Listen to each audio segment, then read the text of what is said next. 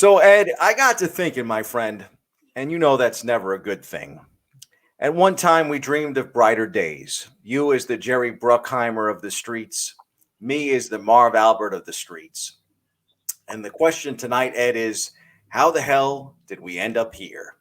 I have an answer, folks. Come step in the arena. On the other side of this intro, I'll tell you where it's at.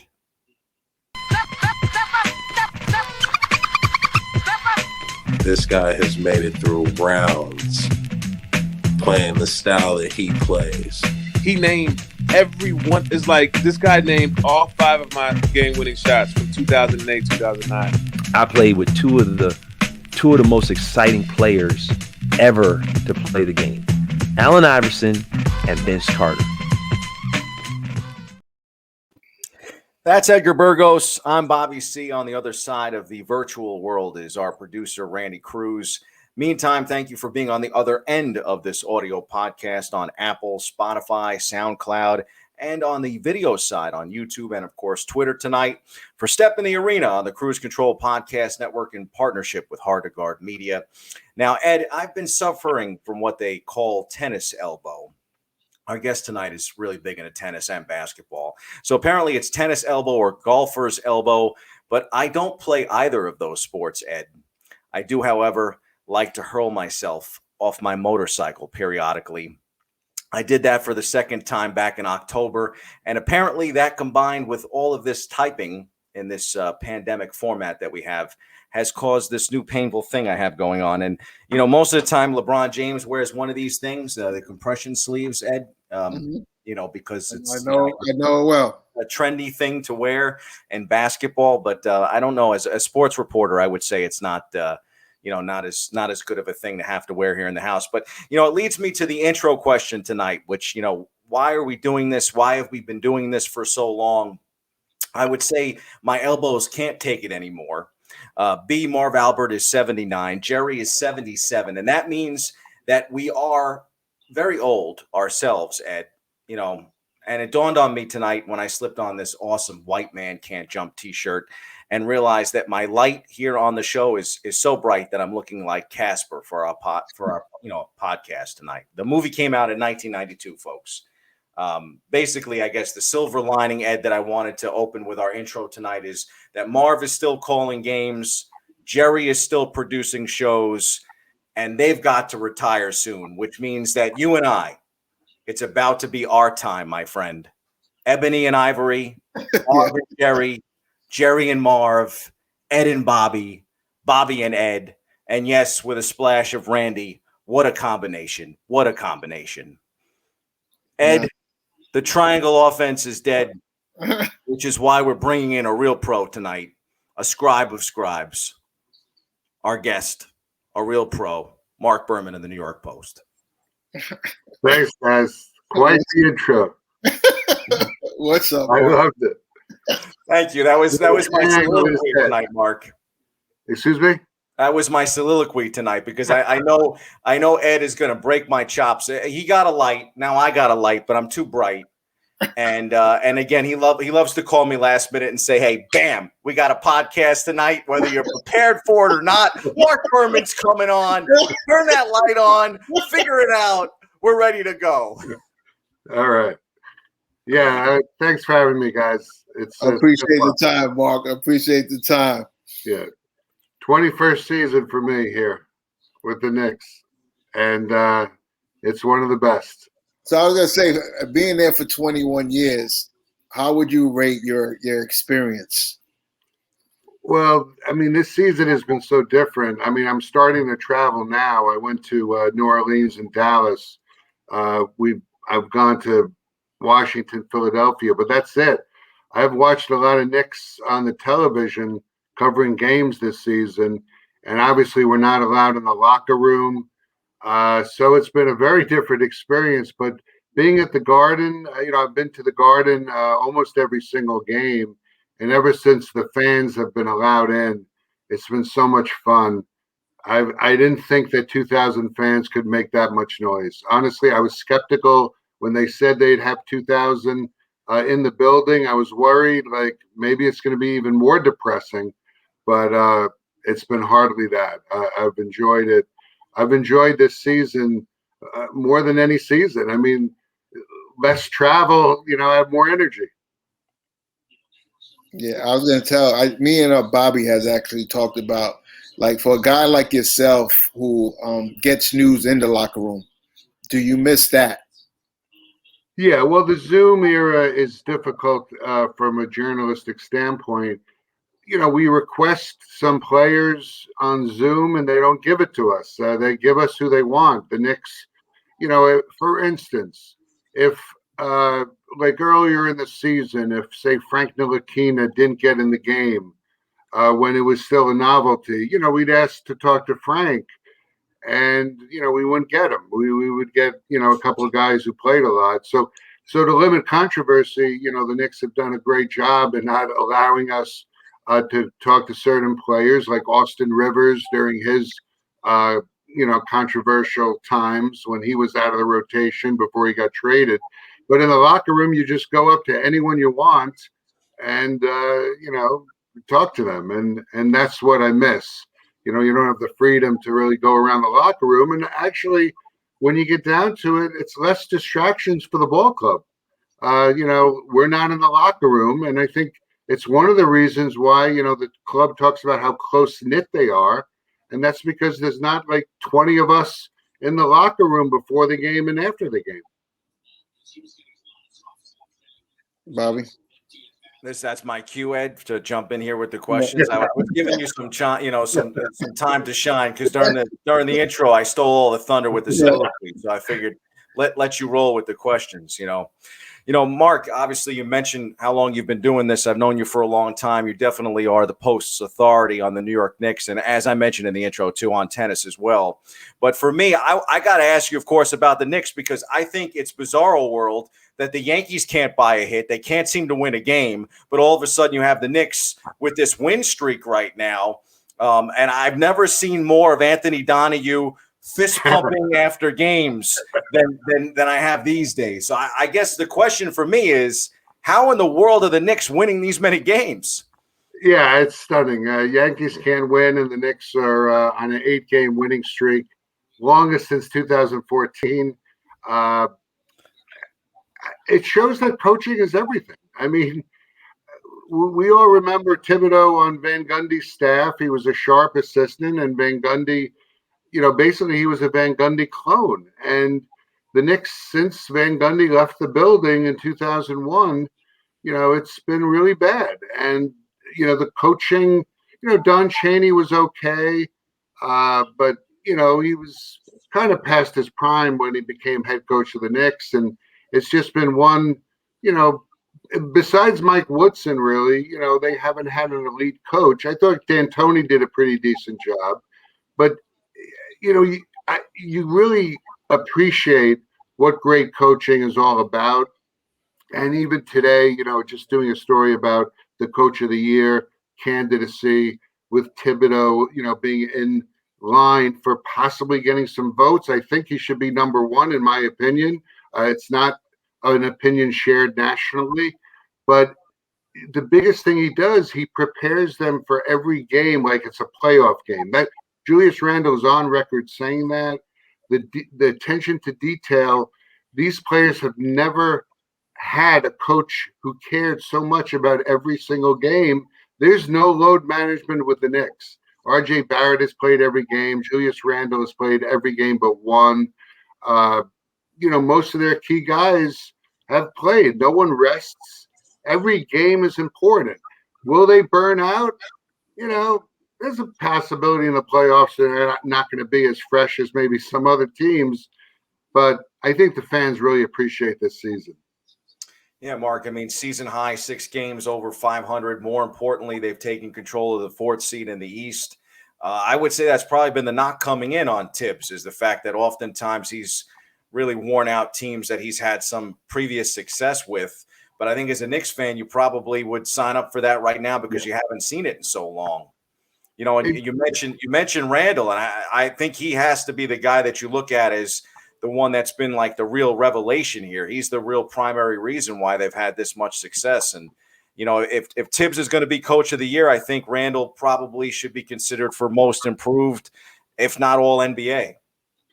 I mean, I think it's a guarantee that he's an all NBA right now. Third team. Listen, Jimmy Butler has missed so many games, and Miami, well behind the Knicks right now. Julius is a triple-double threat every night. And as much as fans loved Carmelo Anthony, I mean, the guy had one triple-double his entire career. He just was not a facilitator. He was a pure scorer. But Randle gets the whole team going, besides his great rebounding. I mean, the assists factor with Julius is just unbelievable.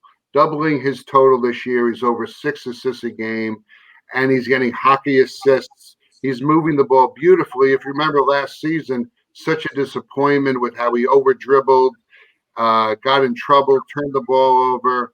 Now he's just moving the ball, and that's credit to Thibodeau. He's got Randle playing the right way, and 5 triple-doubles. He's playing like a lefty LeBron James right now. I mean, that's how LeBron plays. He's a point forward, Julius, right now, and he's taking the burden off the Knicks point guards. And, the point guard situation is not their strong suit, but because of Julius, they're able to get away with Alfred. And Derrick Rose is playing well, but he's 32 years old.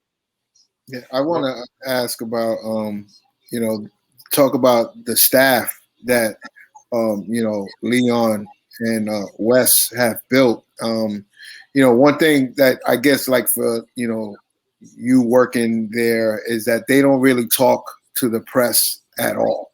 They don't talk to the fans. They're just doing a job. And do you think that's going to bite them as in the back eventually? Because the fans want to hear from what they have to say and how the future looks. I mean, it's been more than 8 months since Leon Rose has talked to the media. It was literally the Tom Thibodeau Zoom press conference. And since then, nothing. Even after the draft, he didn't talk to us.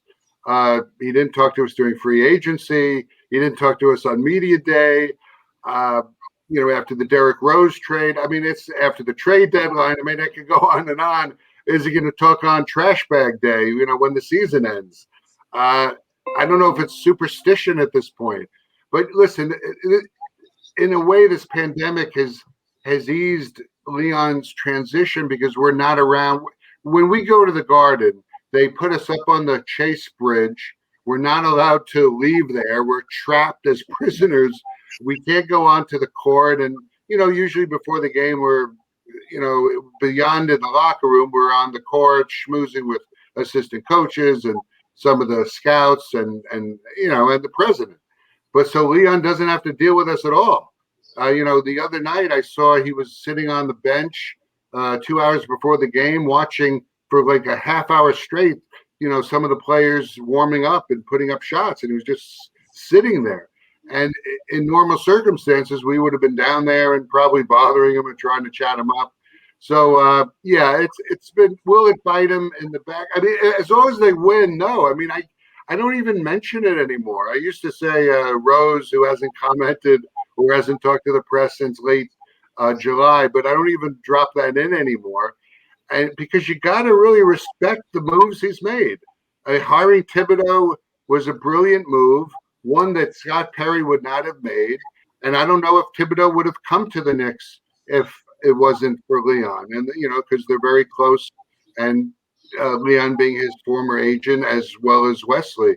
So, I mean, they're even executive of the year candidates. When you look at, they have the lowest payroll. They made some shrewd financial decisions with Noel and Alec Burks, and trading for Derrick Rose, where they gave up barely anything, and Dennis Smith Jr. So, and at the trade deadline, they could have made a risky move, and they stood pat. They liked what they saw. They liked the chemistry. So, yeah, they don't talk to the media, but the team is doing the talking for them on the court. And Mark, the Knicks are going to get LeBron James finally now, because if you look on social media, LeBron says the league is better when the Knicks are winning. So Ed and I already we're going to print up these LeBron James jerseys. It's finally happening. We're excited. It's funny because, Zion said over last weekend, the Garden is his favorite place to play other than New Orleans. And LeBron used to say that all the time. I remember whenever the Garden hosted the All-Star game, maybe it was 2015 or 16, LeBron said that weekend, yeah, I love the Garden. It's my favorite visitors arena. And, we all thought, oh, maybe, LeBron's coming then.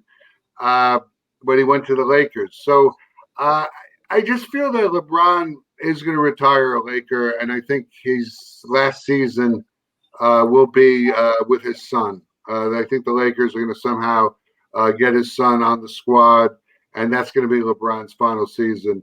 I don't think LeBron ever wanted any part of New York City. I remember in 2010 his associates saying, he didn't want it for his family. Too much media attention. So, yeah, I think Zion has a better chance of joining R.J. Barrett than LeBron. I was gonna say, how much do you think is gonna change now if the Knicks let's say the Knicks make it to the second round next year? Obviously, next year's free agent class is not that strong, but players, trying to get, maybe getting Bradley Beal via trade, that players will want to come to New York now. Yeah, Edgar, it's totally changed. I mean, we know the last few years, New York was just not that destination. I don't know if it was the owner or they were losing every single year, and a playoff drought like that. Kevin Durant and Kyrie Irving, they didn't want to try to be the saviors for the franchise. They thought it was too difficult. But now the culture has changed. There's a winning environment. There's a great coach. They have an all-star in Julius, maybe a second all-star down the road in R.J. Barrett, with a defensive culture. I think this summer, if there's, for instance, Lonzo Ball is a restricted free agent, I think that his future is not in New Orleans.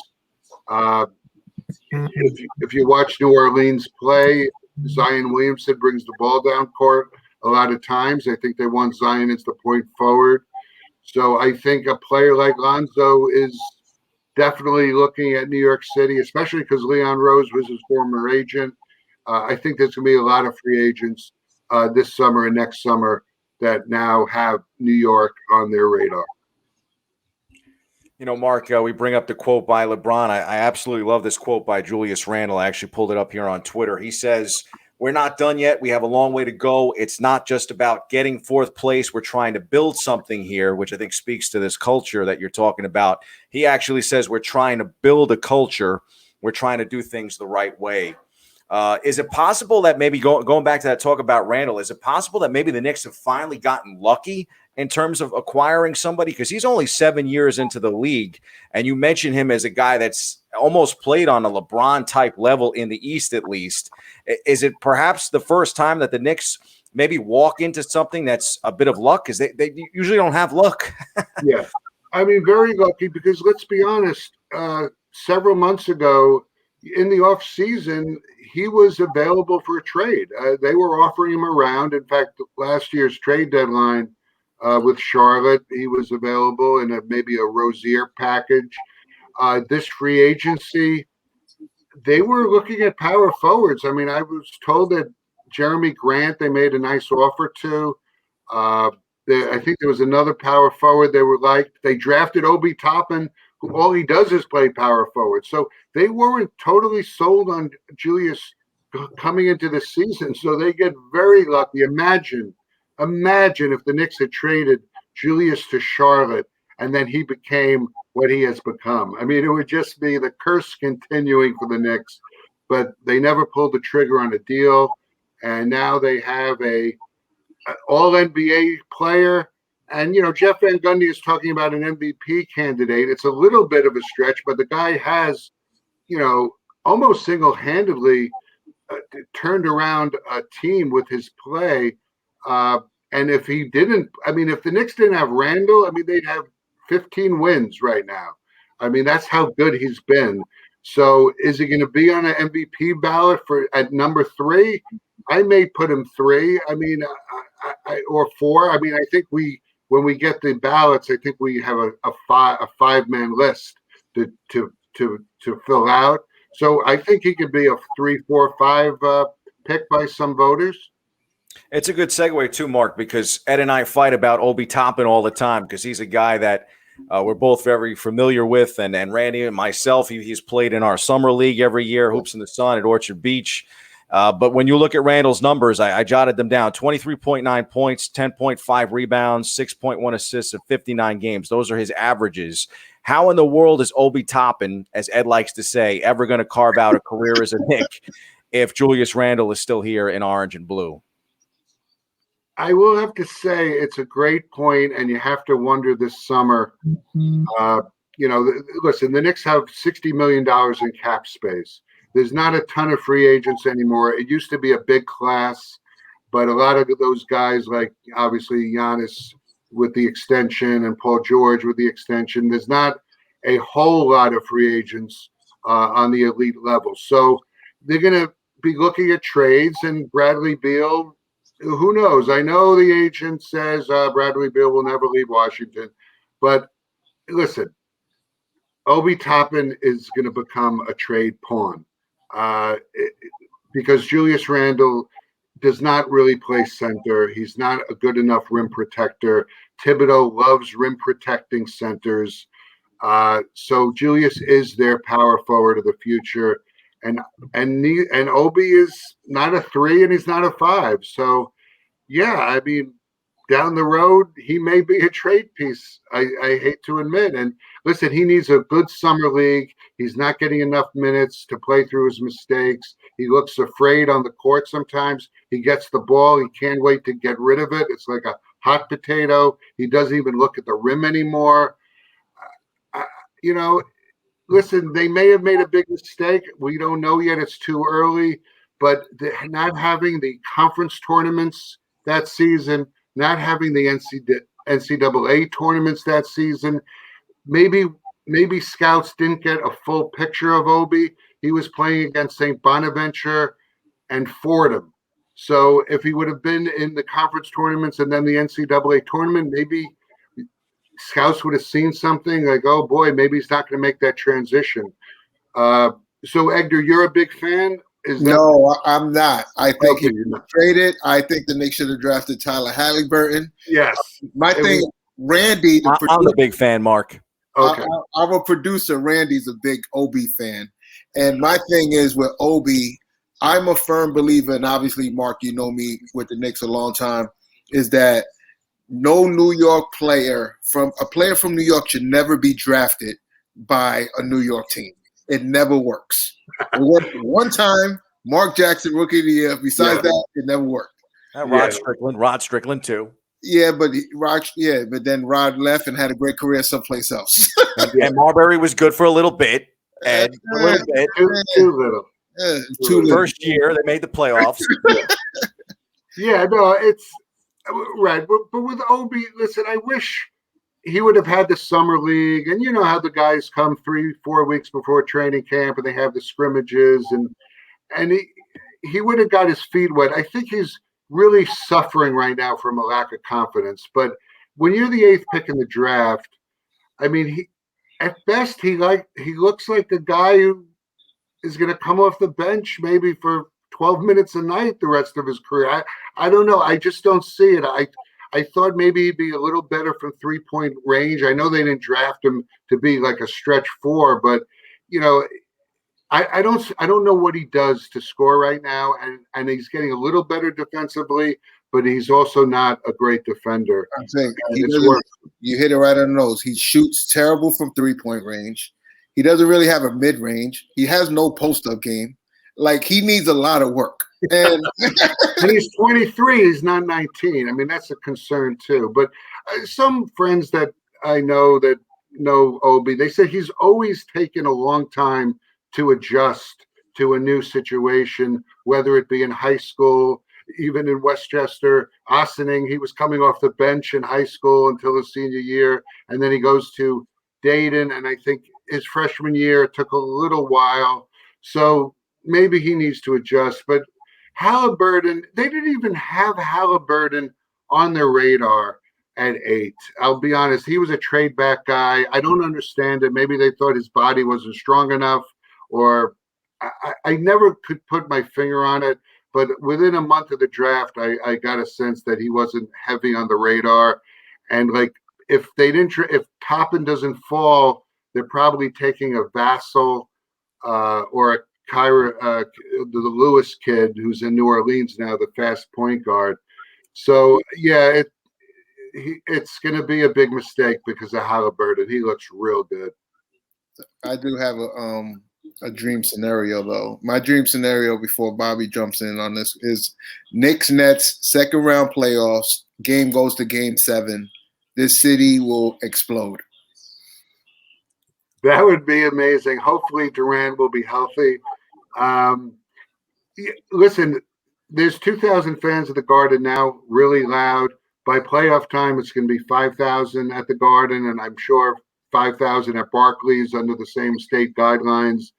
It would really be amazing for the city, especially if the Yankees are still awful as they are now. Well, Mark, I guess I wanted to ask you about our other draft choice, because if Obi is a swing and the miss, which I'm hoping that he's not because I am a big fan, I think Quickly has obviously played himself into being a much bigger player and performer on this team than maybe most expected when his name was announced on draft night. How important has he been to their success this year? I mean, every time I think that he's hitting the wall and he's going to, go down, he rises again. And he rose last night, some huge 3-pointers. His floater game is, I think teams are starting to catch up to it. First of all, they're not fouling him as much. He was drawing so many fouls early in the season. But teams are adjusting to him. But he's got that 3-point shot. I mean, that has not lost him all season. He's a great free throw shooter also. But he's been such a – listen, if it wasn't for Emmanuel Quickly, fans would be so disappointed in Leon Rose over the Obi pick. But Emmanuel, his performance has eased the pain over Obi right now. And, he's going to improve. Maybe not – he's not 19 either. He's 22, about to be 23. I'd like to see him be a better playmaker, obviously. But, the Knicks drafted him knowing he's not really a true point guard, and they're not looking at him as really the starting point guard of the future. I mean, they look at him more of as a Lou Williams type. And I think, this summer, and they're going to try to get a starting point guard.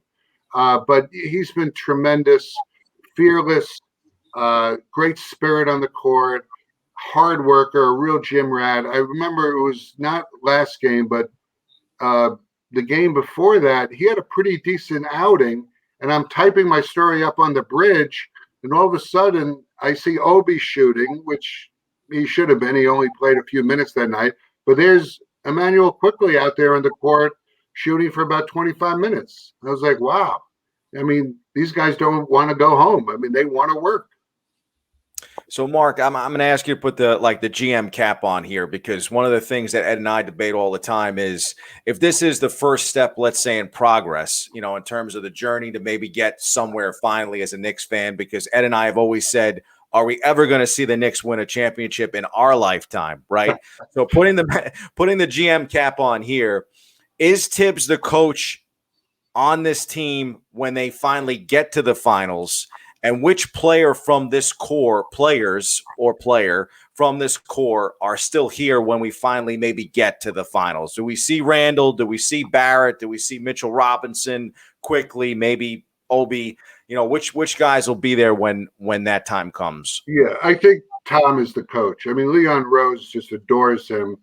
Leon thinks he's as good as any coach in the NBA. So, and Tom has a 5-year deal. And listen, he never got it done. He never got the championship in Chicago. Listen, if Derrick Rose, doesn't break down health-wise, maybe they would have. But I think Tom's a better coach now. I think he just turned 63. He's a better head coach now than he was in Chicago, because I think he's learned from his mistakes. Earlier we talked about maybe overplaying guys. and they're not as sharp for the playoffs. He's said several times this season, all I want this team to be is playing our best toward the end of the season. And he's paced them very well. He's not practiced as hard as in the past. So I think he's learned from his mistakes, and I think he can be a championship coach. I think the core, listen, they need another all-star. And Julius, can't do it alone. But I think Julius and RJ are definitely two pieces to the core. Mitchell, we don't know yet. We don't know about his durability yet. That's why they may really try to sign Noel desperately. Derek is going to be 33 next season. I mean, they'll maybe try to bring him back, but when they're championship ready, they need a star point guard. Is Lonzo Ball that guy? I mean, he was rusty the other night at the Garden, but he's improved, and he's young. He's 23. Maybe Lonzo is their point guard of the future on that title team. But yeah, they need more pieces. Obviously, they need another star. They need a star point guard. Maybe not the final piece, but they're still two pieces away. I tell you one thing, Lonzo won't make that defensive mistake that he made that day, the last play with Derrick Rose. Thibodeau will lose it. Yes, Dan Van Gundy lost it too. Not just in the locker room, but when we got him on Zoom, he was as angry as I've seen him, and he gets angry. He went on for a couple of minutes ripping his club, and you don't see that a lot in the new NBA. I mean, head coaches have to be very cautious, and Thibodeau is very, unfortunately for the media, Thibodeau is very reluctant to criticize guys. He talks around it. When they don't play well, he'll definitely hold his punches. But Stan Van Gundy was furious at Lonzo Ball. It was a terrible mistake. I mean, all it is about stopping a three-pointer. So I don't know why Lonzo Ball isn't right on Reggie Bullock, who's one of their best three-point shooters. I was going to say, go ahead, Bobby. No, I was just going to say, Mark, since you also cover tennis, I was curious how I'm going to get rid of this tennis elbow. Do you have any suggestions for me? I mean, well, you may need to rest a little, but Ed doesn't allow that, Mark. Every Thursday night, there's got to be a podcast. But, guys, what were you going to say? Mark, Bobby almost wanted to leave me permanently for the rest of my life after this show. Can't be. You guys, how many years has it been right now? Of working together or doing the podcast? This is a new podcast for us, but working together, we have a long history, unfortunately, as Randy would say as well. Ed's one of those guys, Mark, as you know, when the text messages start flowing, you want to shake them, but it's just tough. It's tough to maneuver away. I know he probably pinned you into a corner and said, you got to come on. And again, as I've done many times, Mark, for previous guests, I apologize for my co-host in advance. No, I'm enjoying it. No, I'm very happy to listen. It's been a long time this late in the season where I'm covering games that matter. I mean, it's been so difficult, especially these past 7 seasons. After the All-Star break, it's not even like they were in a playoff race. It's like we come back from the All-Star break and we just got another couple of months of meaningless basketball. I'm writing about the draft. I'm writing about the free agents. The games don't matter that much. We still write a little about the games, but it's been a slog for a long time, and that's why it's so much fun right now. Even though we're not in the locker room, it's still a lot of fun covering this club because they play the right way, as Larry Brown would say. I mean, it's about defense, it's about sharing the ball, and it's about being clutch, and they've been very clutch. Well, I pray that in the playoffs that they give you better seats and put you guys in the 100 level instead of all the way up top. No, there's no way. They're trying to sell every good seat possible. Yeah, listen, it started for safety protocols. They we had to come at 3:30 in the afternoon for a 7:30 game to get tested at the Garden Theater. Breen, Walt Frazier, myself, all the media, it was a chore, to come that early. But now they've relaxed. As long as you're vaccinated, you no longer have to test. But so they put us up in the bridge, and we thought, well, safety protocols. But we'd love to be back in our old press box, which is on the 200 level, which is a little closer. But it doesn't look like it's happening. Mark, we make a lot of jokes tonight, obviously, which is a good thing, I think, for podcasts. But, it's not too long ago that Kevin Durant, I think, might have been joking, but maybe taking a legitimate shot at the Knicks, saying that they were not the cool place to be. Do you think it's fair to say now that it's possible that the Knicks are a bit cooler now than they were, let's say, at least at the start of this season? Yes, without a doubt. And it's just amazing that the Nets can have a dream team like they have, and yet you turn on the radio and you see the back page of the newspapers, and it's still the Knicks. I thought that the Nets would be bigger once they got Durant and Irving, and they never seem to get. They're not stealing Knicks fans. I mean, this was the season to steal Knicks fans. And there's no way they're stealing one Knicks fan the way the Knicks are playing. I mean, it's just one of those weird circumstances where Brooklyn cannot take over the town. Listen, maybe if the Knicks get eliminated in the first round and the Nets move on to the finals, and, maybe there'll be some Nets buzz. I'm sure there will be, especially if all their guys are healthy. But right now, this season, maybe it's because of all their injuries, but they just have not created the buzz. They create more buzz around the country. Maybe there's some buzz about this team, but not in New York City. I hate to say. Yeah, Rachel Nichols actually said the same thing on ESPN. She said that the Knicks get the back page of the paper whether they're winning or losing. It's amazing. I mean, listen, we see our stories online, the clicks, go toward the Knicks a lot more than the Nets. And I don't know if that's ever going to change. The Knicks have such a tradition. I don't know if the Nets don't have the marketing down correctly. Maybe they have the wrong type of superstars. Kevin Durant is not the most engaging guy, and he's also been hurt. Kyrie takes too many personal days. I don't know. The Knicks, this team is so lovable. I mean, because of their defense, and I know the Nets have not captured anyone's imagination if you follow the Knicks right now. Ed, is that a turtleneck that you're wearing? No, it's not. No, it's not. Good. Hop in there, bud. Nah, it's my last question, Mark. What's your hope how the season ends for the Knicks? Is it second round against the Nets and going to a game 7? Is it a success if they go to the first round and lose? What determines the success season for the Knicks? I mean, this is a pandemic season with so many weird things going on. It's like Miami in the bubble.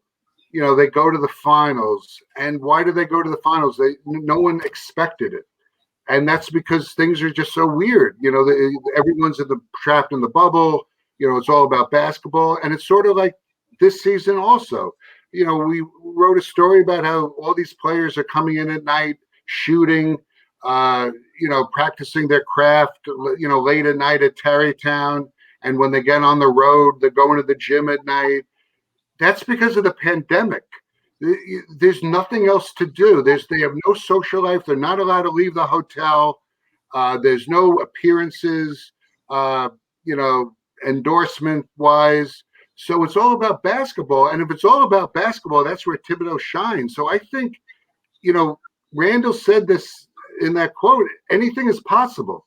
And I think the Knicks are starting to believe in this weird pandemic season, anything is possible, including what Miami did. I don't think they can do it.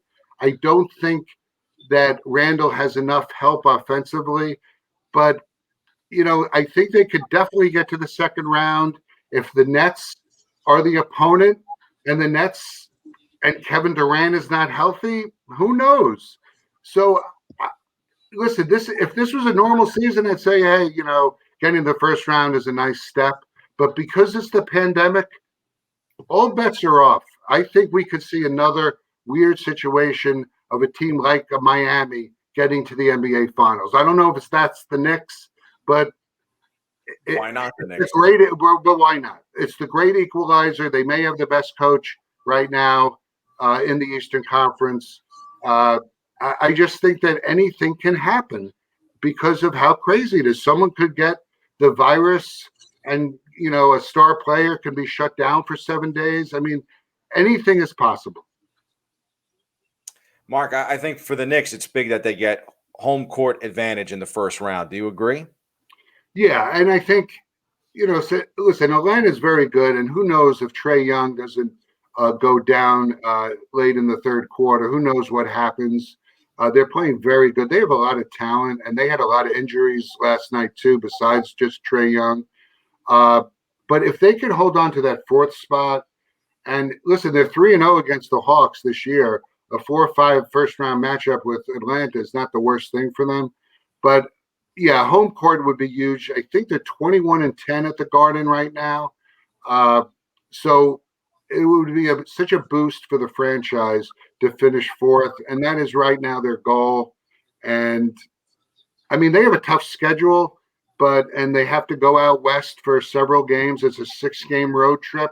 So I don't know if they could hold on to the fourth spot, but it's definitely something they are definitely eyeing right now. I actually thought that they would win about 33 games for the entire season. I never thought that we would be on having a podcast with you where they're 33-27 with games still to play. I looked at my preseason prediction. I had them at 30 wins. And in my comment, it sounded like it was a high pick because I said an ordinary coach, I'd probably put 23 wins. But because of Thibodeau, he's such a good, taskmaster and preparer. I put him for 30 games. And now they'll probably, there's 12 left. They do have a tough West Coast trip. If they go 6-6, I think they could get to 40 wins. I think they could maybe go 7-5 the rest of the way or 6-6. So 39, 40 wins in a 72-game season. Just shocking. Absolutely shocking. All those Las Vegas bettors who bet the over on the 22, they've already pocketed their money a long time ago. This also means no 10-day contract for Edgar Burgos, which is just so disappointing for both of us. They were eyeing him. That was it. Eyeing. That's it. Yeah, Ed.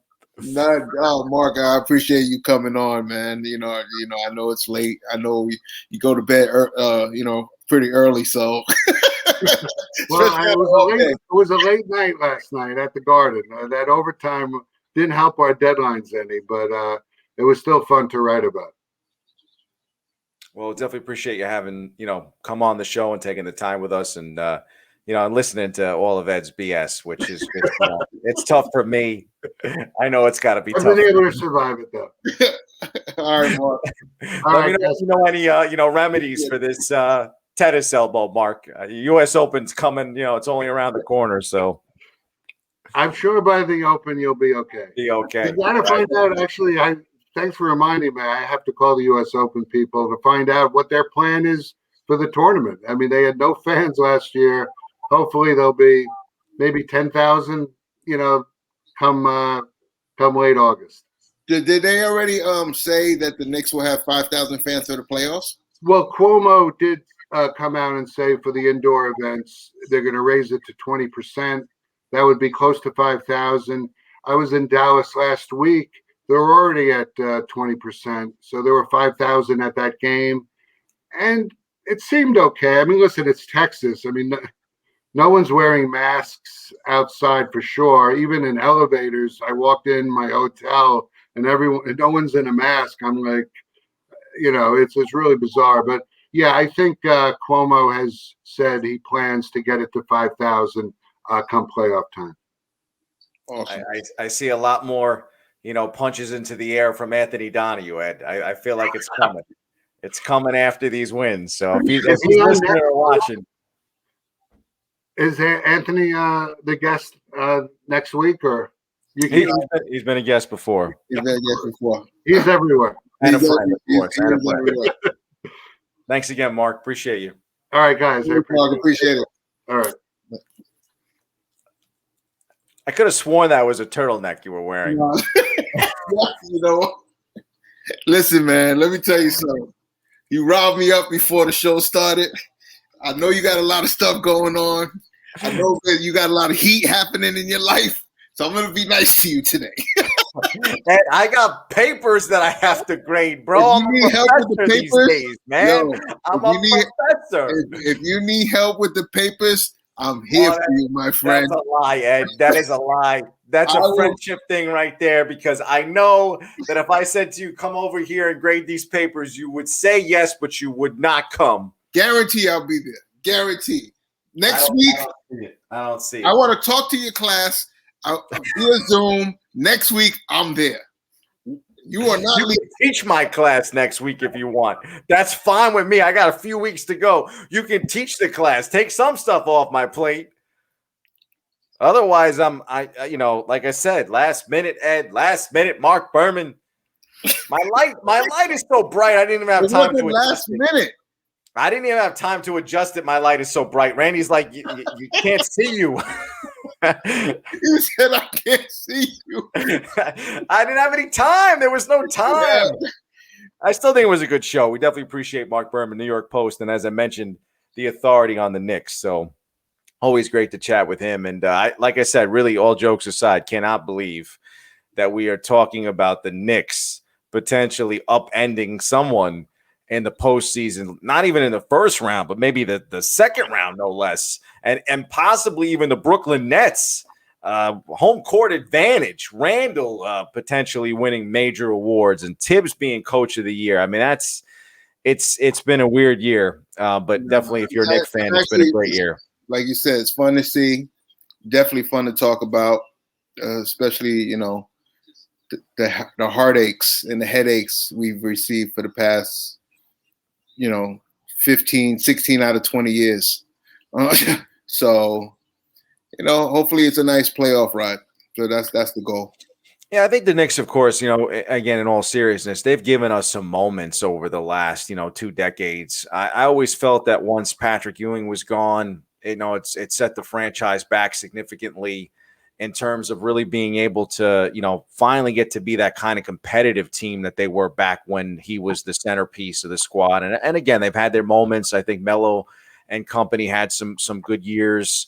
But, one of the things that Randy and I have always spoken about is it just always kind of felt like the Knicks were kind of like, bandaging things every year, getting the last ounces out of some major veterans, a Rasheed Wallace, a Jason Kidd, a Chauncey Billups, you name it. The Knicks had so many of these guys that were stars at one point, a Tracy McGrady, they bring these guys in kind of at that point. But now it finally seems like Mark talked about tonight, like the Knicks actually have some players and pieces that could be here within the next 5 years when maybe they finally get to that point of being at the precipice of winning an NBA championship. Because, you look at Randle's age, like I said, 7 years in the league. I think it's fair to say he's legitimately in his prime. He is. And, one of the things that we talked about earlier that Mark brought up was load management. And, we had I'm going to bring it up again to Randy since he's not on the show. Randy, the Knicks are 8-0 since Randy went on Twitter and said that Thibs pretty much his rotations, doesn't know what he's doing with his rotations. And then 2, that Julius Randle should be playing less minutes. He looks tired. And I said, no 26-year-old man that plays in the NBA, we should be worrying about load management. And since that day of Randy's tweet, the Knicks are 8-0. My only fear, Ed, is that I wonder if this is the Randle that you will see beyond this year. Like, is it possible that it's a career year for him and that he never duplicates? Look, even in the past, and this is, I think, a fair point. You go back to the days of D'Antoni, and there were players in those given seasons, even when he was here, like a Chris Duhon that was posting ridiculous assist averages, or a David Lee that was in the all-star conversation, and all-star even at one point. guys can have career years. Guys can play well on teams that aren't particularly playing well. I think the one thing here is Randle is playing well and the team is winning too. But I would still be a little concerned as a Knicks fan if this is, again, since it's such an extreme where you have him playing at such a high level now, and there was a point in time when, it was nothing near this. So you wonder, where does he fall somewhere in the middle, or does he stay like this, as Mark said, left-handed LeBron James? That might be asking a lot from him. But if that's the case, then I do think Obi Toppin probably will be traded. And I'd be curious to see who they pair Randle with. Like, who's the other star? Is it Zion Williamson? Is it Zion and Lonzo? Or do they go with – I would love to see Bradley Beal be a Knick. I think we've talked about that before on the podcast. I think he would be great in New York. My thing with Lonzo, to me, he's actually, he's gotten better every season, but he's not a star. Will he elevate if he becomes on the Knicks? We'll see. But he's not somebody I'm relying on to get the Knicks to the next level. A guy, like you said, Zion down the road, but Zion is going to be in New Orleans for at least 5 more seasons before anything. So I'm not even worried about that. And I think the Twitterverse, nobody should be talking about that for a very long time. I think Bradley Beal is the guy you target, and you try to make a move to, and that's the guy that could help the team. But Bradley Beal has never said that he wanted to get traded. He still has a few more years on his contract with Washington. And then the other thing is that with Randle, like you said, next season's his last season, with his 3rd season with the Knicks. Do you extend him, and do you give him a max contract? If he has a season like this, yeah. But what about if his season's not as good as this one? Is he a max guy? So they got questions. So we'll see what happens.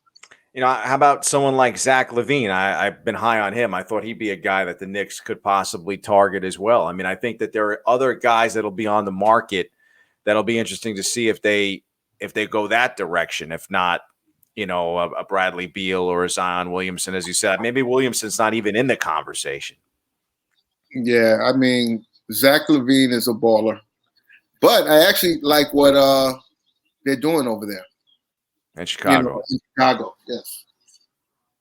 Yeah, I mean, again, I think as a basketball fan, and this is, the mecca for hoops, no doubt about that, you got to be thrilled that both teams are giving us the kind of seasons that they are. And even with some of the drama that the Nets have had off the court, there's still plenty to be excited about there, because, again, that was a franchise that has had some ups and downs, maybe not as much recently, but, they had kind of been at the height of the sport and then fallen down and now worked their way back up. And how great would it be to have a rivalry here? I mean, we haven't had that probably ever. I mean, I think there were some seasons where when the Nets were in New Jersey, where they were good and the Knicks were good, but we've never really had like no, it's never been a rivalry. Type of rivalry that I don't think they've ever had a rivalry.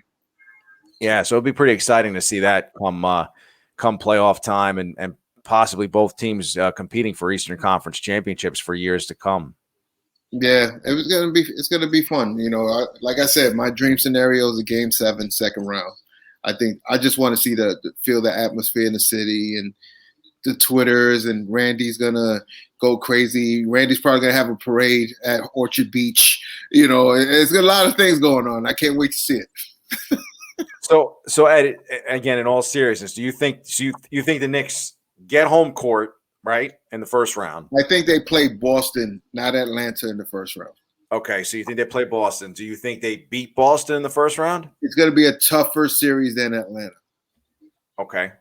So in your scenario, they draw Boston first round, they beat Boston with the home court, and they move on to face the Nets. And if you were putting money, if you were wagering, are you putting money on the Knicks to win? It all depends how healthy KD is and where's James Harden and his hamstring.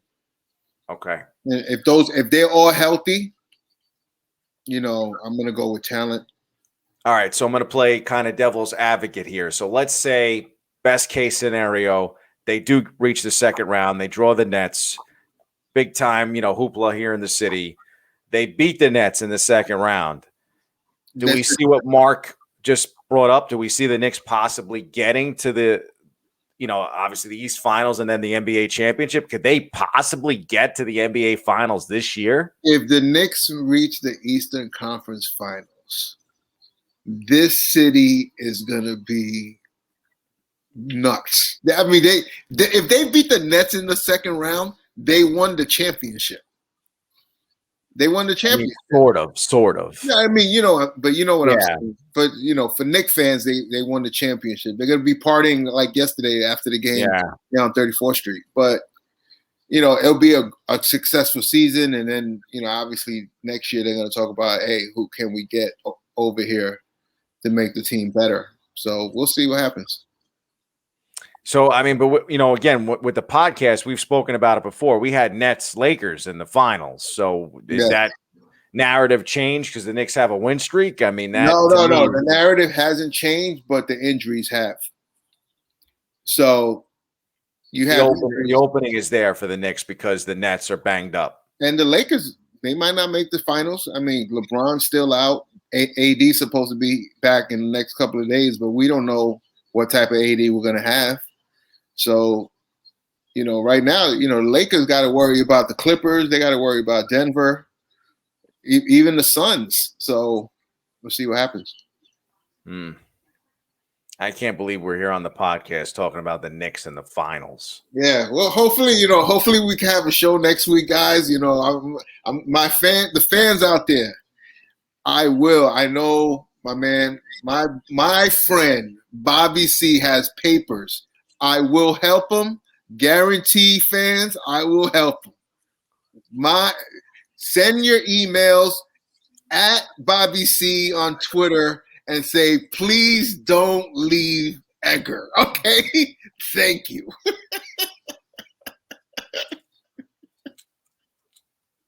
Again, I apologize to those at home for my co-host, Edgar Burgos, here on Step in the Arena.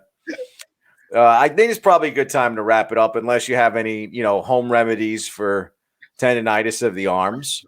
Ice it. 20 minutes on, and then put some heat on. Ice it? Ice it 3 times a day.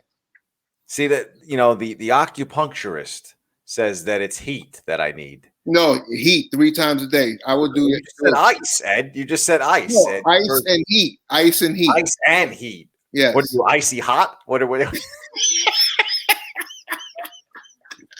Listen, Ed, we got to figure out my light for the next show. You didn't give me any real time tonight to get prepared. There was no jersey behind me. I'm standing up. All right. And again, I'm looking, a little Casperish tonight. No, like you said, I'm going to prepare next week. I'm going to tell Bobby C by Monday who we have for Thursday. And guys, once again, please Twitter. It's the voice Bobby C. Not Bobby C at Twitter. Randy, he always messes up both of our Twitter handles. Meanwhile, they're at the bottom of the video version of the podcast. And the hashtag is Bobby Don't Leave Edgar.